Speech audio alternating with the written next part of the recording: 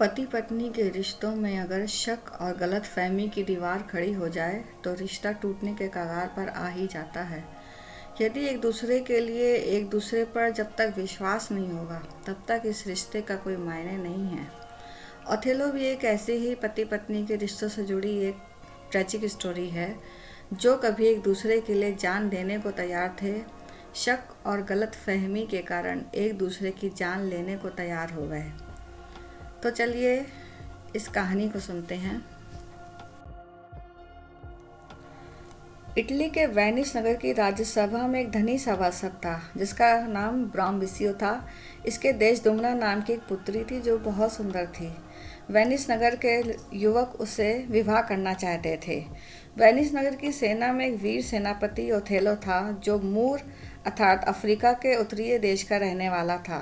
उसका रंग बहुत ही काला था, परंतु उसके साहस, चतुराई तथा बल के कारण वेनिस के लोग उसकी इज्जत और उसका आदर करते थे। वह ब्राह्मविसियों के घर बहुत आया जाया करता था। देश दुनिया में एक बड़ा गुण यह था कि वह ओथेला के काले रंग और कुरूप होने की परवाह न करके उसकी वीरता पर मोहित हो गई थी और मन ही मन में उसको अपना पति बना लिया था। काले रंग को छोड़कर ओथेलो सब बातों में सुंदरी देश दुनिया के लायक था। वीरता में कोई उसकी बराबरी नहीं कर सकता था और उसने तुर्क लोगों के खिलाफ वेनिस की ओर से ऐसी बहादुरी दिखाई थी कि थोड़े ही दिनों में वेनिस राज ने उसे एक साधारण सिपाही के पद से उठाकर सेनापति के पद पर नियुक्त कर दिया था। ओथेलो देश विदेश में बहुत घूम चुका था और जैसे कि प्राय स्त्रियों का स्वभाव होता है, देश दुनिया उसके जीवन चरित्र को सुनकर बहुत खुश होती थी। कभी वह चढ़ाइयों का हाल सुनाता, कभी वह युद्ध के मैदान का वर्णन करता और कभी अपनी कठिनाइयां सुनाता जिसमें वह बहुत बार फंस चुका था। कई बार लड़ाइयों में वह शत्रु के हाथ पड़ गया था और बहुत दिनों तक कैदी रहा था। शत्रु ने उसे गुलाम बनाकर बेच दिया था, वहाँ से वह भाग आया। जिस समय ओथेलो अपने जीवन की कहानी सुनाता था, उसकी कठिनाइयों का हाल सुनकर देश दुनिया को उतनी दया आ जाती थी कि उसकी आंखों में आंसू आ जाते थे। इस प्रकार ओथेलो के दुखों पर सहानुभूति प्रकट करते करते देश दुनिया को उससे प्रेम हो गया। परंतु ओथेलो ना तो सुंदर था, ना ही उसके पास इतना धन था कि ब्राम्बिसियो उसको अपना दामाद बनाने को राजी हो जाता। वेनिस की साधारण स्त्रियां इस काले मनुष्य से केवल उसके काले रंग के कारण विवाह नहीं कर रही थीं, परंतु देश दुनिया को ओथेलो अपने गुणों के कारण वेनिस नगर के सुंदर पुरुषों से भी ऊंचा लगता था। इन दोनों ने गुप्त तरीके से विवाह कर लिया था, परंतु जिस रात को विवाहिता देश दुनिया ओथेलो के पास चुपके से गई, उसी समय दो पुरुष रॉड्रिगो और आइगो ने, जो ओथेलो से दुश्मनी रखते थे, ब्राम्बिसियो को जगाकर गुप्त विवाह का सारा हाल सुना दिया और ब्राम्बिसियो बहुत सारे आदमियों को लेकर उसी वक्त ओथेलो और अपनी बेटी को पकड़ने के लिए चल दिया। ब्राम्बिसियो को लोगों ने यह बताया कि ओथेलो ने देश दुनिया पर जादू कर दिया है, नहीं तो यह सुंदर राजकुमारी कभी भी ऐसे काले और कुरूप आदमी से विवाह नहीं करती। वेनिस में किसी युवती को फुसलाना बहुत बड़ा अपराध था, इसलिए ब्राम्बिसियो ने उस रात को वेनिस की राजसभा में जाकर ओथेलो के खिलाफ अभियोग चलाया। उसी रात को वेनिस की राजसभा को यह खबर मिली कि तुर्क लोग युद्ध की बहुत सी सामग्रियां लेकर साइप्रस द्वीप पर कब्जा करने आ रहे हैं। यह द्वीप वेनिस राज के अधीन था और बहुत दिनों से तुर्क लोग उस पर अपनी खराब नज़र डाल रहे थे। राजसभा ने इस महान कार्य के लिए ओथेलो को ही योग्य समझा, क्योंकि ओथेलो के अलावा और कोई पुरुष ऐसा वीर नहीं था जो तुर्कों को हरा सकता था। एक और तो सभा के दूत ओथेलो को युद्ध के लिए निमंत्रण देने आए थे और दूसरी ओर ब्राम्बिसियो के नौकर उसे स्त्री हरण के अपराध में सभा में ले जाने के लिए आए थे। उसने राजसभा में अपनी पुत्री के गुप्त विवाह का हाल सुनाया। सारे सभ्य लोग बहुत ध्यान से सभ्यों को सुनने लग गए। ब्राम्बिसियो एक बूढ़ा प्रभावशाली पुरुष था।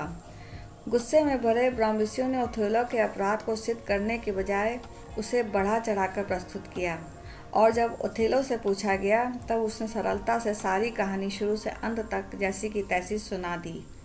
सभापति ने ओथेलो की बात को सुनकर साफ कह दिया कि ओथेलो की कहानी ऐसी विचित्र है कि यदि मेरी बेटी भी इसे सुनती तो वह भी इस पर मोहित हो जाती। देश दुनिया को भी राजसभा में गवाही के लिए बुलाया गया।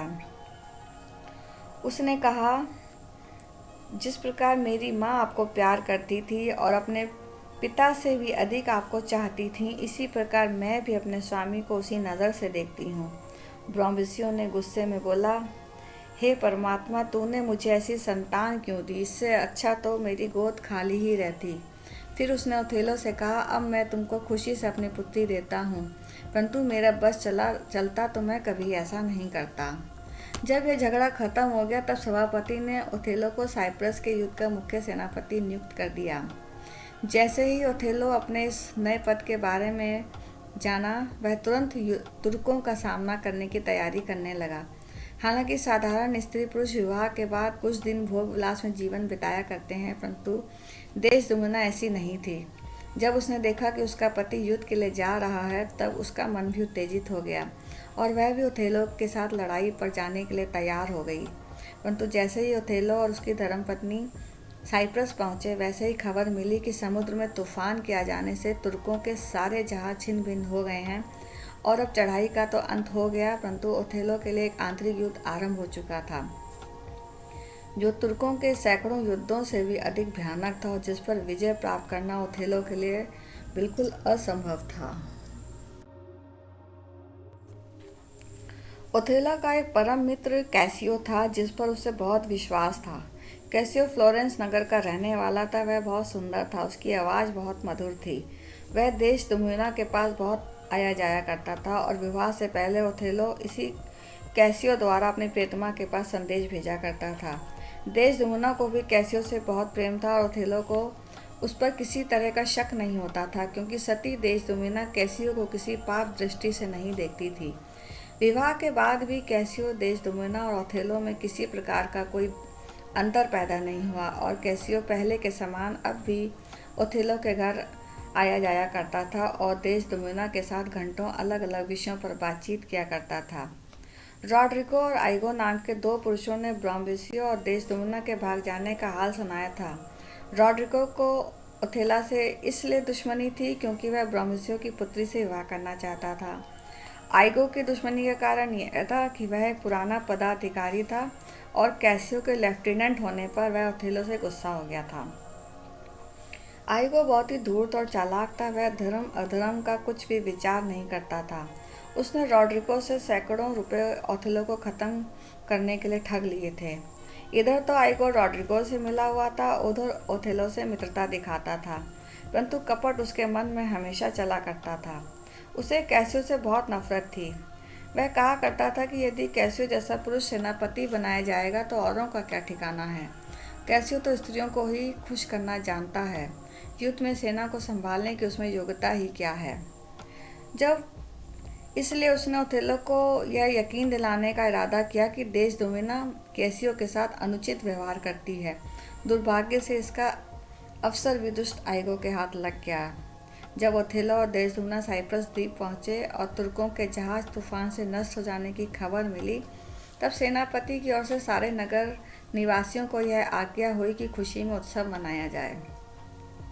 जब प्रत्येक मनुष्य उत्सव मनाने में लगा हुआ था और इधर उधर नाच गाना हो रहा था, तब ओथेलो ने अपने लेफ्टिनेंट कैसियो को सिपाहियों के ऊपर यह ध्यान रखने के लिए नियुक्त कर दिया कि कोई सिपाही ज़्यादा शराब पी नहीं सके, कहीं लड़ाई झगड़ा ना हो जाए, जिससे नगर के निवासी नई सेना से नाराज़ ना हो जाएं।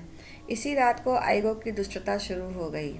उसने इधर तो चुगनी चुपड़ी बातें कहकर कैसियो को शराब पीने के लिए बनाया और उधर कई दुष्ट पुरुषों को सिखा दिया कि जैसे ही कैसियो शराब के नशे में मस्त हो जाए तुम उसको छेड़ देना।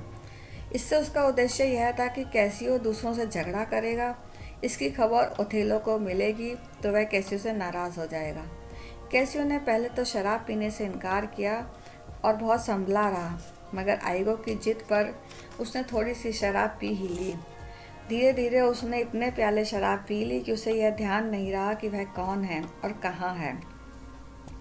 इधर आइगो ने देशदुमुना की तारीफ करनी शुरू कर दी। कैसियो को होश आवास तो था नहीं, देशदुमुना का नाम सुनते ही वह उसकी तारीफ करने लगा। जब इस प्रकार हंसी मजाक में समय बीत रहा था, तब आइगो के सिखाए हुए मनुष्यों में से एक ने आकर कैसियो को छेड़ दिया। कैसियो गुस्सा हो गया और उसको मारने के लिए दौड़ा। मोंटेनो, जो एक योग्य और प्रतिष्ठित आदमी था, उसने बीच बचाव किया, परंतु कैसियो इतने गुस्से में था कि उसने आप देखा ना ताप तुरंत एक थप्पड़ मोंटेनो को मार दिया। वह बेचारा घायल हो गया। आइगो तो यही चाह रहा था। उसने चारों ओर कोलाहल देकर घंटी बजा दी। यह घंटी उस समय बजाई जाती थी जब कोई बड़ी मुसीबत आने वाली होती थी। घंटी को सुनते ही ओथेलो, जो अपने कमरे में था, बाहर निकल आया। कैसियो अब कुछ होश में आ गया था, परंतु उसे अपने इस अनुचित व्यवहार पर इतनी शर्म आई कि जब ओथेलो ने कैसियो से हाल पूछा तब उसने शर्म से सर नीचा कर लिया। आइगो ने कहा, सेना अध्यक्ष जी, असली में कैसियो ने कोई बड़ा अपराध नहीं किया है, बस थोड़ी सी भूल हो गई है, जैसे कि हर आदमी से हो जाती है। मैं और मोंटेनो बात कर रहे थे कि इतने में एक आदमी चिल्लाता हुआ आया, बचाओ बचाओ। कैसियो मारने के लिए नंगी तलवार लिए उसके पीछे आ रहा था। मोंटेनो ने उनको रोका। कैसियो ने मोंटेनो को थप्पड़ मार दिया।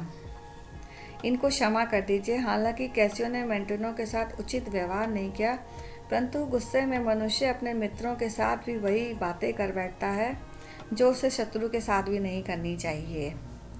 आइगो ने अपनी चाल के साथ ऐसा कहा जिससे ओथेलो ने उसका विश्वास कर लिया। वह कहने लगा, देखो आइगो, तुम कैसियो के दोषों को छुपा रहे हो, यह बात ठीक नहीं। मैं समझता हूँ कि कैसियो ने बहुत बड़ा अपराध किया है। यह कहकर उसने कैसियो को अपने लेफ्टिनेंट के पद से अलग कर दिया। इस प्रकार आइगो की एक चाल तो चल गई और उसने अपने शत्रु कैसियो को इस उच्च पद से अलग करा दिया। परंतु उसके छल का अंत यहीं पर नहीं हुआ। उसका इरादा तो यह भी था कि ओथेलो का वह नाश कर दे।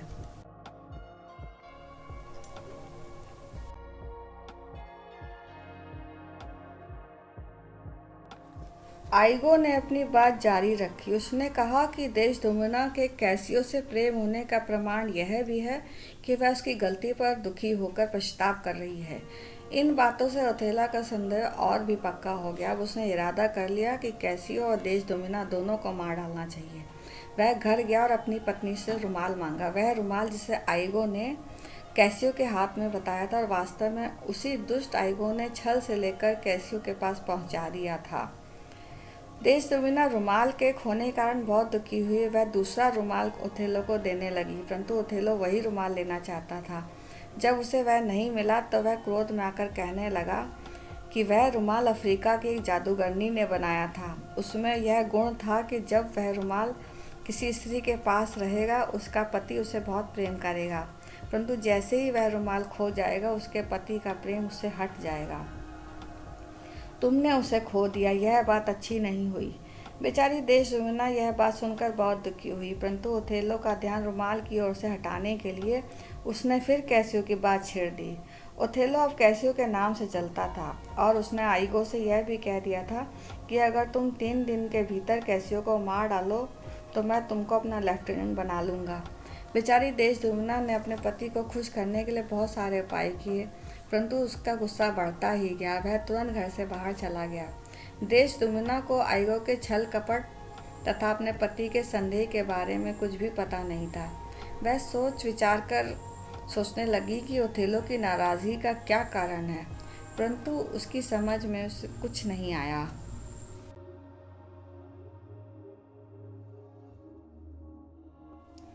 इतने में ओथेलो फिर घर में आया और देशदुमना पर उल्टा और चरित्रहीन होने का दोष लगाने लगा। देशदुमना के दिल में अपने पति की बातें तीर के समान चुभने लगी। ओथेलो की आंखों से आंसू टपकने लगे। देशदुमना हाथ जोड़कर और पैर पकड़कर कहने लगी कि आप मेरे कारण आज इतना रो रहे हैं, दुखी मत होइए। मुझे बताइए कि किस दुष्ट ने आपको संदेह में डाल दिया है, मेरा क्या अपराध है। परंतु ओथेलो की समझ में कुछ भी नहीं आया। उस पर तो हत्यारे आइगो का ऐसा रंग जमा था कि उसे देशदुमना की पवित्रता पर जरा भी विश्वास नहीं था।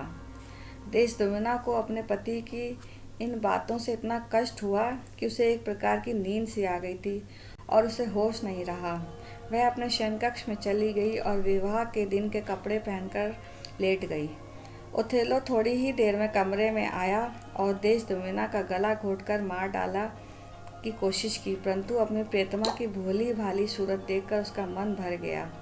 और वह कहने लगा कि ऐसा कोमल शरीर मारने योग्य नहीं है। फिर उसने अपनी प्रियतमा के मुख का चुंबन किया, कई बार चुंबन किया, परंतु इसका इरादा पक्का था। वह कहने लगा कि इसी रूप ने मुझे धोखे में डाला, इसलिए अब फिर से धोखा नहीं खाना चाहिए। देशदुमिना अपने पति को इस प्रकार गुस्से में बिस्तर में देखकर डर गई और हाथ जोड़कर क्षमा मांगने लगी, परंतु ओथेलो कब मानने वाला था। उसने साफ साफ कह दिया कि अब तुम भगवान से प्रार्थना करो, वही तुम्हारे पापों को क्षमा करेगा। इस समय तो तुमको अवश्य मरना ही पड़ेगा। देशदुमिना ने अपना अपराध पूछा तो उसने केवल कैसियो और रुमाल का नाम लिया। जैसे ही देशदुमिना ने अपने को निर्दोष सिद्ध करने के लिए कुछ कहना चाहा, वैसे ही ओथेलो ने उसके मुंह पर कपड़ा डाल दिया और गला घोंटकर उसे मार डाला। जिस समय सती देशदुमिना की मृत्यु हुई, उसी समय कैसियो भागता हुआ कमरे में आया। उसके शरीर से खून बह रहा था और उसके कई घाव गहरे थे। ओथेलो की आज्ञा पाकर आइगो ने उसे मारने के लिए आदमी भेज दिए थे। कैसियो घायल तो हो गया, परंतु बच गया था और झगड़े में वही आदमी मारा गया जिसे आइगो ने भेजा था। उस आदमी की जेब में कई ऐसे पत्र निकले जिनसे साफ होता था कि आइगो ने शुरू से ही इन सबको मारने के लिए कपट रचा हुआ था। कैसियो इन पत्रों को लेकर ओथेलो के पास क्षमा मांगने के लिए दौड़ कर आया था। इतना शोर शराबा सुनकर सब लोग दौड़कर वहां आ गए और इमिलिया, जो आइगो की पत्नी थी, वह भी वहां आ गई। उसने ओथेलो को रुमाल की सारी कहानी बताई, जिसे उसने अपने पति आइगो के कहने पर वहां डाल दिया था। इस विचित्र दुर्घटना को देखकर सब लोगों को बहुत तकलीफ हुई। वे सब आइगो को बुरा भला कहने लगे और उन्होंने आइगो को पकड़कर मार डाला। ओथेलो, जिसने बड़े से बड़े कष्ट में भी कभी आंसू नहीं बहाए थे, अपनी मूर्खता पर बिलख कर रो रहा था। असली बात को जानते ही ओथेलो की छाती में वज्र सा लगा। अब उसे मालूम हो गया कि वह एक हत्यारा है जिसने अपनी निर्दोष पत्नी को मार डाला है। उसे अपनी करनी पर बहुत दुख हुआ, इतना ज़्यादा हुआ कि अब उसे अपना जीना असंभव सा लगने लगा। वह तुरंत अपनी तलवार पर गिर पड़ा और रोते रोते अपनी प्यारी पत्नी के साथ मर गया। उसकी वेनिस राज्य में ऐसी प्रतिष्ठा थी कि सब राजसभासदों ने उसकी सकाल मृत्यु पर आंसू बहाए और बड़े सम्मान के साथ उसका अंतिम संस्कार किया गया। तो उलझे रिश्तों को तोड़ने से अच्छा है कि उन्हें सुलझाने की कोशिश करें, और तब भी ना सुलझें तो एक दूसरे से ईमानदारी से अलग हो जाएं, ना कि एक दूसरे की जान ही ले लें, क्योंकि ये ज़िंदगी मिलेगी ना दोबारा। तो कैसी लगी ये विलियम शेक्सपियर की कहानी मेरी जुबानी? अगर ये कहानी पसंद आई हो तो लाइक शेयर ज़रूर करें। चैनल पर नए हैं तो चैनल को सब्सक्राइब करें और हाँ, बेल आइकन का बटन भी दबा दें ताकि मेरी नई कहानी अपलोड होते ही आप लोगों तक मैसेज पहुंच जाए। Thanks for watching my video.